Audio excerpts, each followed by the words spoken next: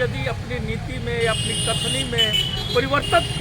परिवर्तन कर रही है, इसका मतलब ये निकलता है कि वह कहीं न कहीं सहारा से मिली हुई सरकार है। आपके दर्शकों अभियोरों का बार बार ये मैसेज आता है कि राहुल गांधी जी अपनी न्याय यात्रा में सहारा पर क्यों नहीं बोल रहे हैं। तो मैं उन दर्शकों को बतला देना चाहता हूं कि राहुल गांधी जी का जाकर के आप 2016 का वीडियो उठा करके देखिए, और जिसमें हिंदुस्तान टाइम्स में राहुल गांधी एक वक्तव्य प्रकाशित हुआ था,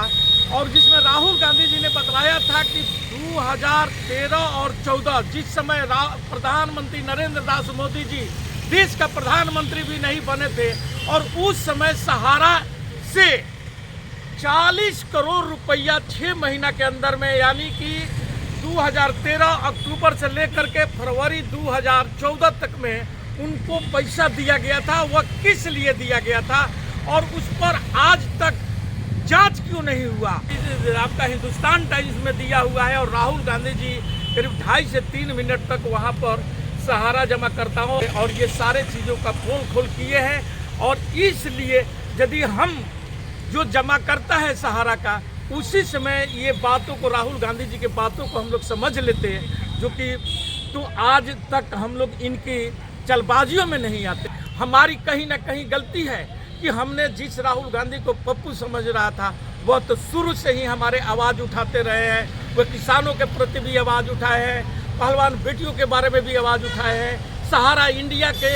जो फ्रॉड किया गया है उसके फ्रॉड के ऊपर भी बार बार वो बात उठाते रहे हैं। तो कहीं ना कहीं हम उन्हें स्पेस नहीं दे रहे हैं, हमारे सहारा जमाकर्ता उन्हें स्पेस नहीं दे रहा है। राहुल गांधी जी चूँकि न्याय के लिए, लोगों को न्याय दिलाने के लिए न्याय योद्धा के रूप में आज सड़कों पर निकले हुए हैं, लेकिन सरकार के द्वारा जो जमाकर्ता के या आम नागरिकों के साथ जो व्यवहार किया जा रहा है, वो शायद कोई अपने दुश्मनों के साथ भी इस ढंग का व्यवहार नहीं करता है। ये नरेंद्र दास मोदी और अमित शाह जी का जो चलबाजी है, जिसे जनता को समझने की जरूरत है। क्योंकि सहारा एक ही बात से डरता है, जब उसके ऊपर में लीगल कार्रवाई होता है और जब उनको बेल किया जाता है। जैसे कि अभी भी आप देख रहे होंगे कि 11 आदमियों का नाम है, वो उनके नाम से वारंट कटा हुआ है, और उसमें से 4 लोग दिल्ली हाई कोर्ट में अपना आवेदन डाले हुए हैं। सड़कों पर निकलिए, जब एक इतने बड़े आदमी जब सड़कों पर निकल करके आपकी न्याय के लिए लड़ रहा है, क्या आप अपनी लड़ाई लड़ने के लिए, अपने लिए न्याय की मांग सरकार से नहीं कर सकते हैं? आइए आज अपना स्वागत करते हैं हम अपने दर्शकों और एक नए विश्लेषण, एक नए सवालों के साथ रूबरू हो रहे हैं। मामला सीधा सीधा संबंधित है सहारा निवेशक का। आज रवि रंजन जी एक अहम सवाल आपसे पूछना चाह रहे हैं कि वर्ष 2016 में जननायक श्री राहुल गांधी जी ने बहुत मजबूती से एक बात रखा था कि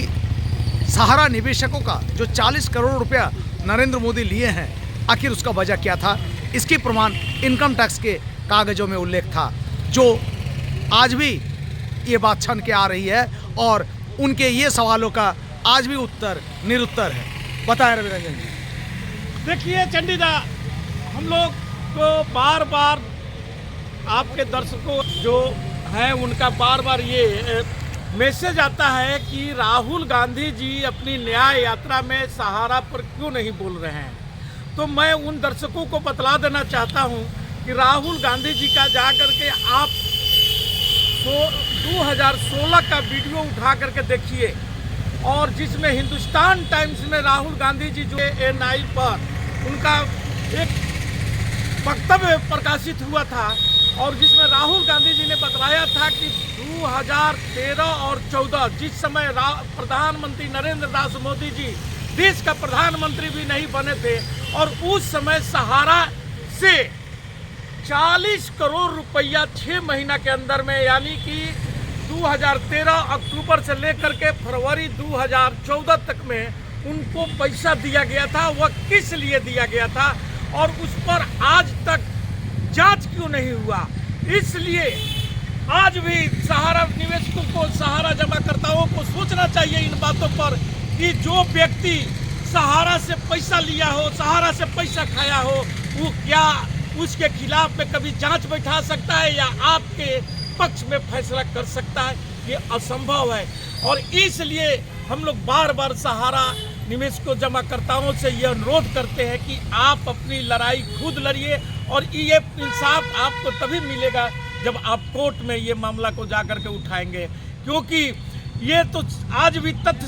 है इनकम टैक्स के फाइलों में, और लोगों ने उस समय में पूरे जोर शोर से दमखम से आवाज़ उठाया था कि इस पर जांच होनी चाहिए। लेकिन नरेंद्र दास मोदी जी को गद्दी पर आ जाने के बाद उस मामले को इनकम टैक्स ने पेंडिंग में डाल दिया, जो आज तक भी पेंडिंग में है, और उस पर कोई जांच नहीं, कोई प्रतिक्रिया नहीं। और बार बार निवेशक जमाकर्ताओं को बहलाने फुसलाने के लिए कभी CRC पोर्टल का बात कर दिया जाता है, तो कभी ये बोला जाता है कि सहारा से आपको पैसा दिलाया जाएगा, कभी ये बोला जाता है कि सरकार के द्वारा कि सहारा को बैंकिंग क्षेत्र में भी आना चाहिए। और ये आप लोगों को पहले भी हम वीडियो में बतला चुके हैं कि सहारा को बैंकिंग क्षेत्र में लाने के लिए आज की मौजूदा केंद्र की सरकार जोर लगाई हुई है, और वे सहारा के भी जितने भी उनके वरीय पदाधिकारी है, वे लोग भी इस क्षेत्र में काम कर रहे हैं कि सहारा को बैंकिंग क्षेत्र में लाया जाए। यानी कि ये कोई नहीं बोल रहा है कि जो जमाकर्ता का पैसा है वे कैसे मिलेगा, उनका पैसा कब तक मिलेगा, बल्कि कभी बोला जाता है कि हर सहारा जमाकर्ताओं को 10-10 हज़ार रुपया पोर्टल के द्वारा मिलेगा। लेकिन जब पोर्टल में लोग जा करके अपना ऑनलाइन कराते हैं और वहाँ से ये खबर आ जाता है कि आपने ये त्रुटि किया है, ये त्रुटि किया है, यानी कि सिर्फ जिस ढंग से आम जनता को आज 15-15 लाख रुपया के लिए बहलाया फुसलाया जा रहा है और उसको जुमला बोल दिया जा रहा है, उसी ढंग से इस सहारा जमाकर्ताओं के पैसा को भी गोलमाल किया जा रहा है। घोटाला एक तरीका का ये बहुत बड़ा घोटाला है, जो सरकार के द्वारा सरकार के इशारे पर ये सहारा का तरफ से किया जा रहा है। और ये झूठ मूठ को जनता को दिखाने के लिए कभी कोर्ट में हमारे सहकारिता मंत्री जी चले जाते हैं, कभी बोलते हैं कि 2.5 लाख लोगों को मैंने पेमेंट कर दिया है, जब सुप्रीम कोर्ट से भी आपको 5,000 करोड़ रुपया मिला, जब उसको भी आज तक आप वितरित नहीं कर पाए हैं, उसमें से मात्र 250 से 300 करोड़ रुपया ही आपने सहारा जमाकर्ताओं को दिए हैं, तो बाकी पैसे क्यों नहीं बाकी लोगों को पैसा वापस दिया जाता है। यदि आपका ये पोर्टल में ये भी बात लिखा गया कि 19,999 रुपया तक का जिसका पैसा है वे लोग ही इस पर अप्लाई करें, जबकि स्टार्टिंग में जब पोर्टल बनाया गया था जुलाई में, तो बोला गया था कि सभी लोग इसमें आइए। तो बार बार सरकार यदि अपनी नीति में अपनी कथनी में परिवर्तन कर रही है, तो इसका मतलब ये निकलता है कि वह कहीं ना कहीं सहारा से मिली हुई सरकार है। और सहारा से मिलने का ये नया सबूत जो आज हम लोगों ने बहुत ढूंढ रहा था कि आखिर के राहुल गांधी जी इस पर क्यों नहीं बोल रहे हैं, तो हम लोग ढूंढते ढूंढते ये आया, यूट्यूब पर ही आया है, वे जो कि आपका हिंदुस्तान टाइम्स में दिया हुआ है। और राहुल गांधी जी करीब 2.5 से 3 मिनट तक वहाँ पर सहारा जमाकर्ताओं और कुछ नागरिक अभिनंदन करते हुए और ये सारे चीज़ों का खोल किए हैं। और इसलिए यदि हम जो जमाकर्ता है सहारा का, उसी समय ये बातों को, राहुल गांधी जी के बातों को हम लोग समझ लेते हैं, जो कि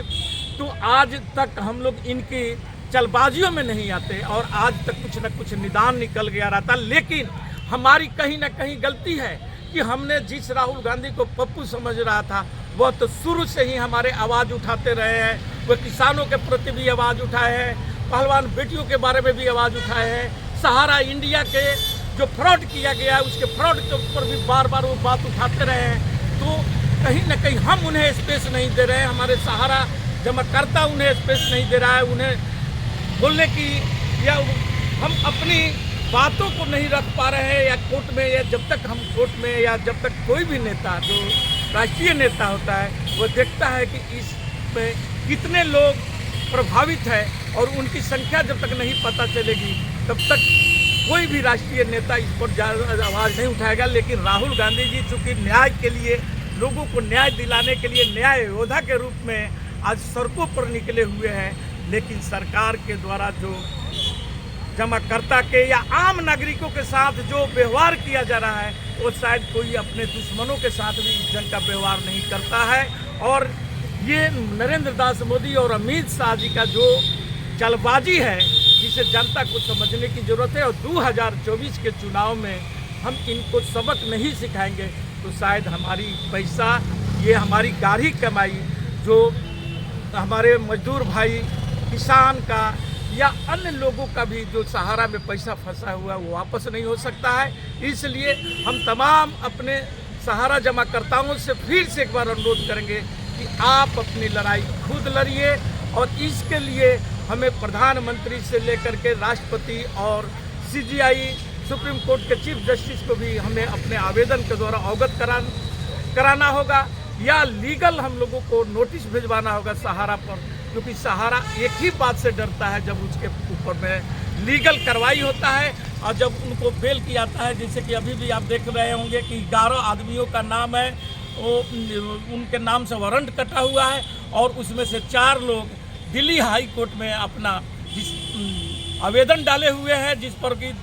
2 या 3 तारीख को ही बहस होने वाला था और उसकी पूरी जानकारी तो मैं आप लोगों को नहीं दे सकता हूं, लेकिन उस पर क्या हुआ, बेल मिला नहीं मिला ये तो पता नहीं है, इसे पता करना होगा। लेकिन हम सभी तमाम अपने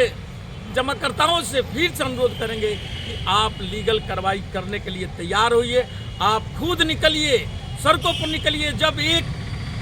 इतने बड़े आदमी जब सड़कों पर निकल करके आपकी न्याय के लिए लड़ रहा है तो क्या आप अपनी लड़ाई लड़ने के लिए अपने लिए न्याय की मांग सरकार से नहीं कर सकते हैं? जरूर कर रहे हैं, अवश्य करें। और इसी के साथ मैं अपना वक्तव्य समाप्त करता हूँ। जय हिंद, जय भारत।